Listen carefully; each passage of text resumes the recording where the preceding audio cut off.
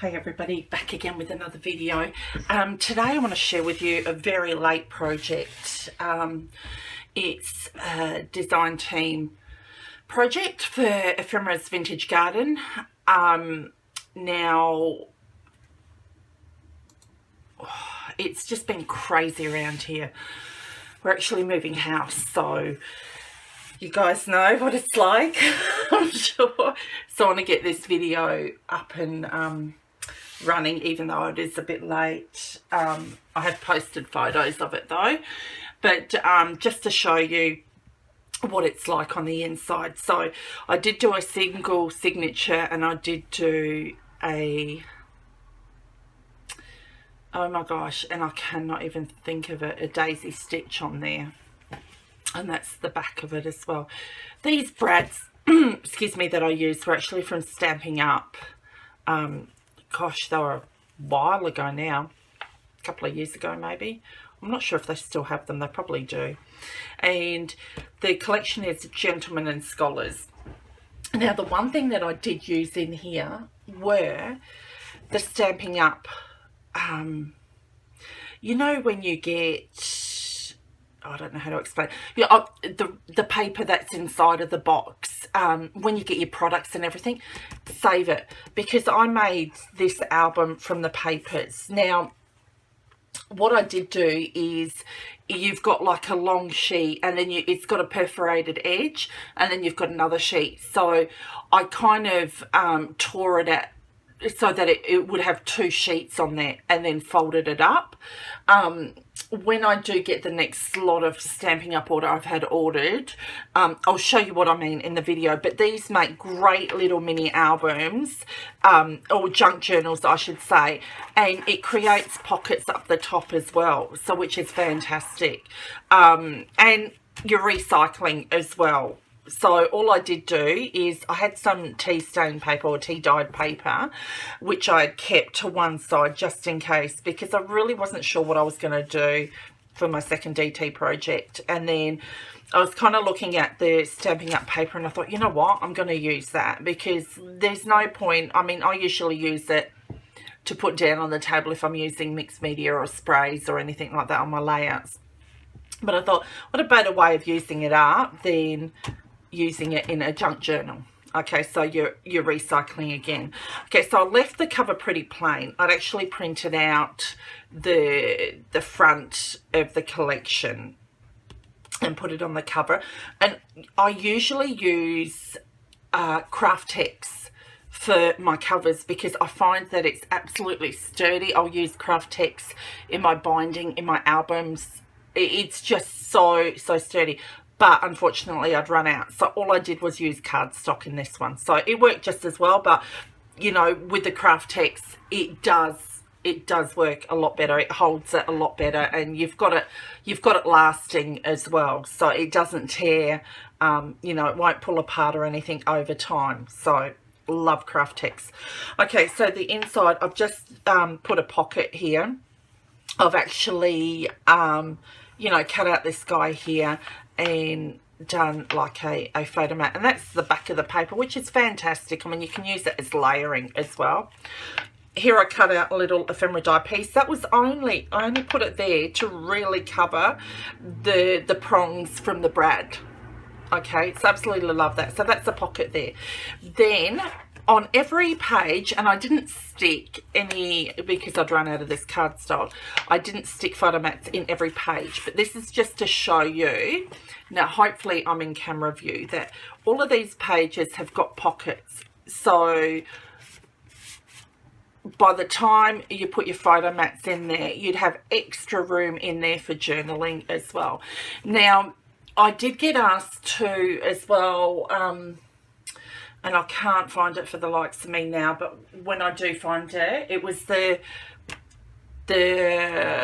oh my gosh, the Gentlemen Scholars one that I did do with the cinch binding. I've had a lot of people ask me to do a tutorial on that one as far as the cover is concerned, and I think the wallet side of things as well. So I will do a tutorial on that for you guys, because I think it's nice to get free tutorials as well as, you know, other things. So I'll do that.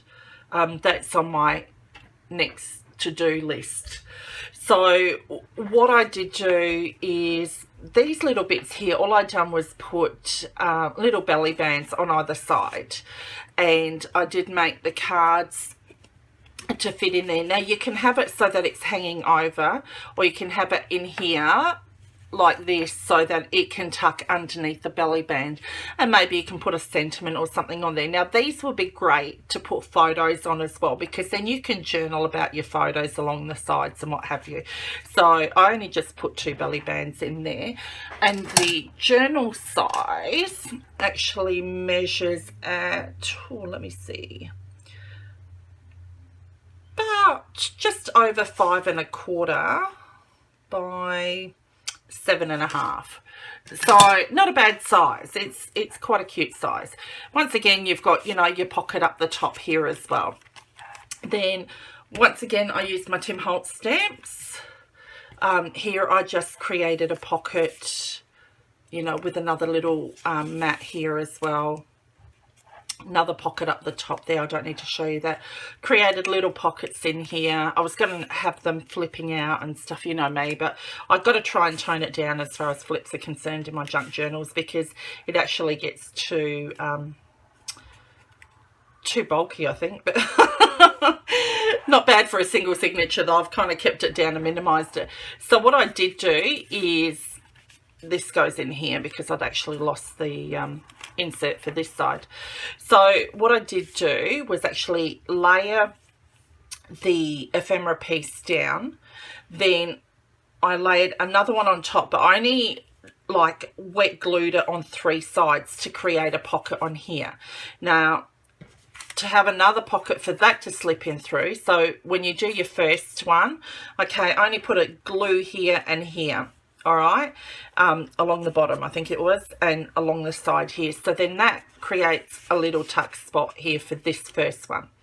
Then what I did do is done the same thing with this image, glue on 3 sides, and all I done was got my little mat here, and I actually cut out the hand, or yeah, here, and then I just slid it in the pocket so that is actually, you know, it kind of pointing to the guy or wherever. So you could have it where it's glued down, but I liked it that it was actually stuck out like that. So yeah, okay, that's another way of doing pockets as well, and you're kind of maximizing your space as well. You're not wasting any space there. You're trying to get in as many, you know, journaling spots or, you know, ephemera pieces in that one place, and that's what it's all about, I think, because then that way we can have more room for our memories.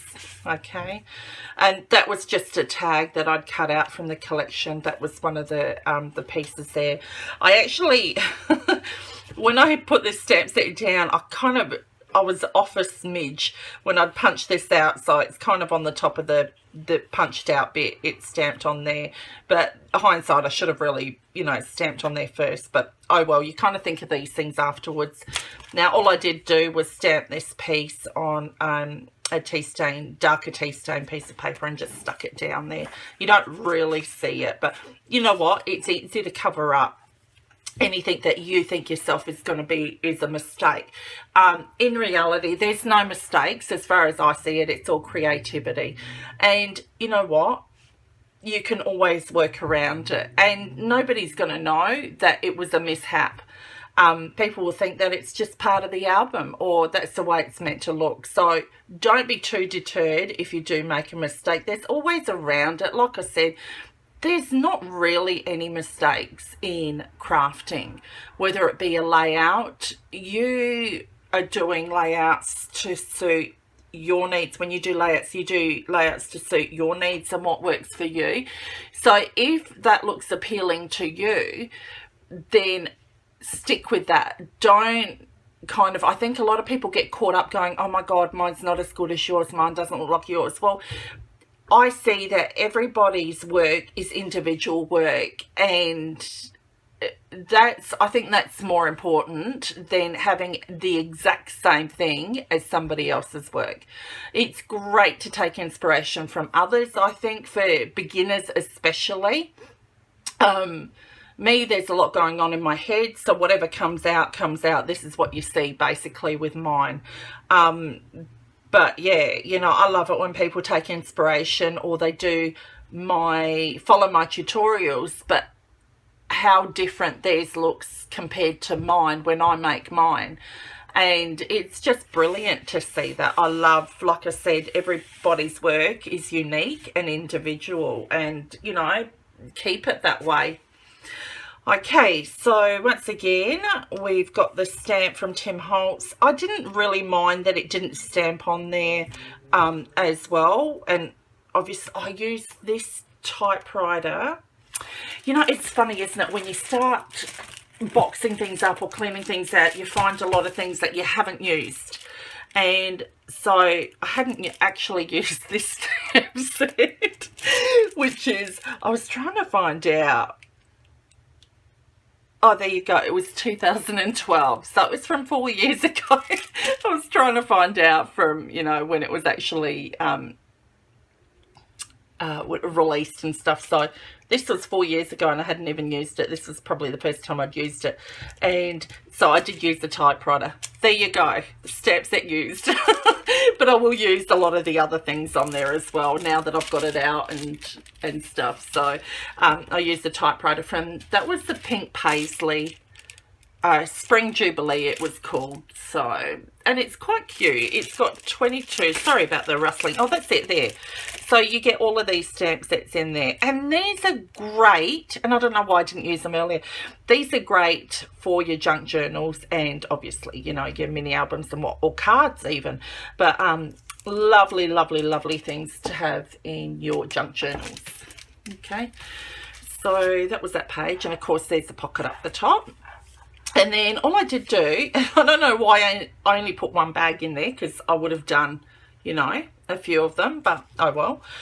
These bags were actually Stampin' Up bags, and craft spotted ones, and there were chevron ones as well. These were actually on sale.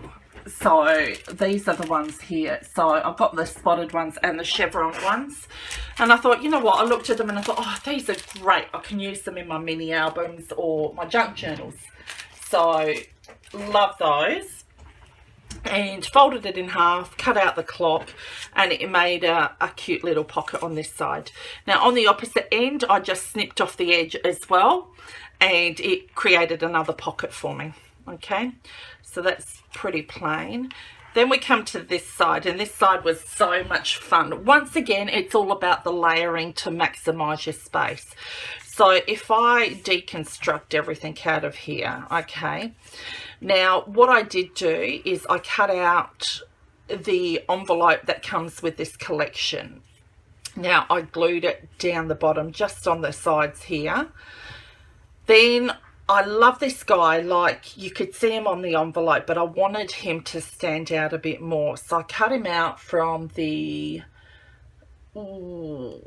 printable. It was like a full sheet like this, but he was kind of in the corner. So I cut him out and then matted him on a piece of cardstock. Okay, then what I did do is create a pocket. Now, what I didn't want to do, I didn't want to glue on three sides. I wanted it so that my photo mat could slip through. Okay, so that was the photo mat I created, and I just stamped on that. I mean, you don't need to stamp on it. You can use a photo on there as well, which would be great, and then journal on the back side.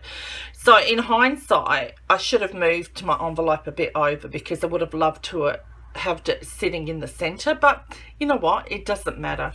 And then, you know, one of the tags as well, that will stick under there. Now, by me having that glued down on three corners, I was able to create another bit of a slip through pocket there, right?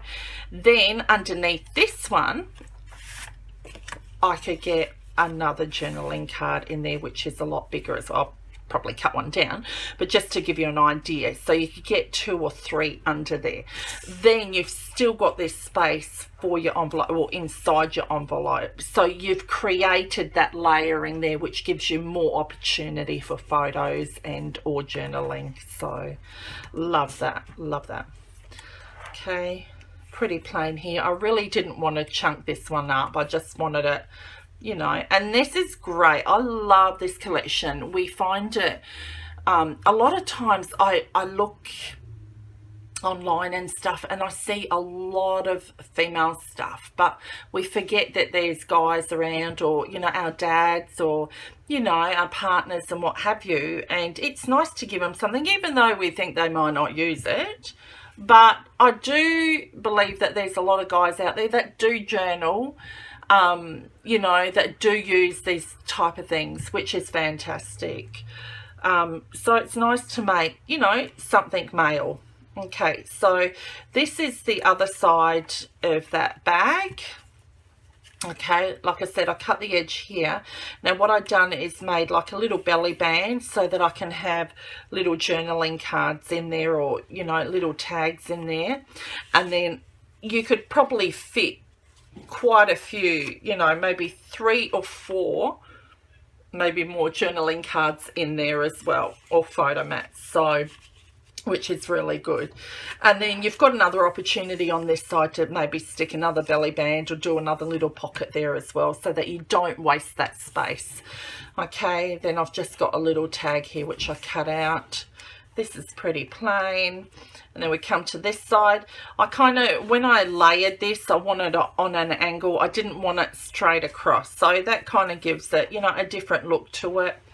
Here we've got my pockets, which I absolutely love. I use this in my scrapbooking. I think if you go back on my channel, actually I might leave the link below. It's the men's one that I done using graphic 45, The Proper Gentleman. I done this in my album as well, where there's, I've cut into the actual paper and made it into a pocket, and that was like many years ago now. So yeah. Okay, so what I did do is when I printed this piece of paper out, I cut it on an angle. So I cut 2 lines. Okay, so that allowed me to be able to slip my photo mats, or you know, ephemera pieces or what have you in there. The trick to it is not to glue behind these pockets. So all you do is tape, or I would wet glue on all 4 sides, but don't wet glue in the middle. Okay, you don't want to have this sticking down and you've cut through it and you can't get anything, you know, in there. So, or you can feed it through, if I can get it, feed it through like that as well. So you could have it going one across here, or 2 lines across here and 2 lines across there. I might actually do this in my next journal as well and show you guys.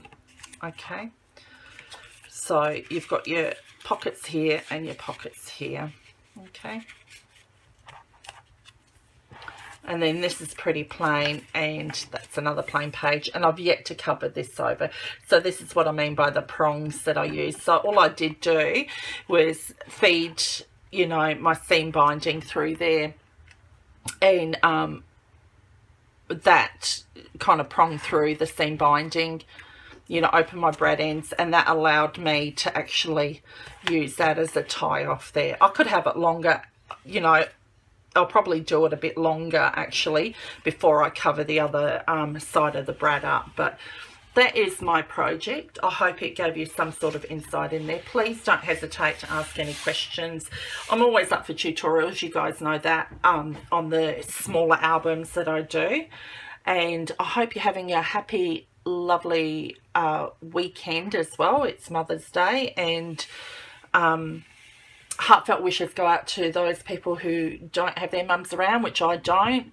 Even though I am a mum, you know, you kind of got that at the back of your head as well. But I hope, and if you don't celebrate, I hope you all have a lovely day. And it's National Scrapbooking Day coming up too. I think you guys, well, obviously in the States will be tomorrow, I guess, because we're already in Saturday.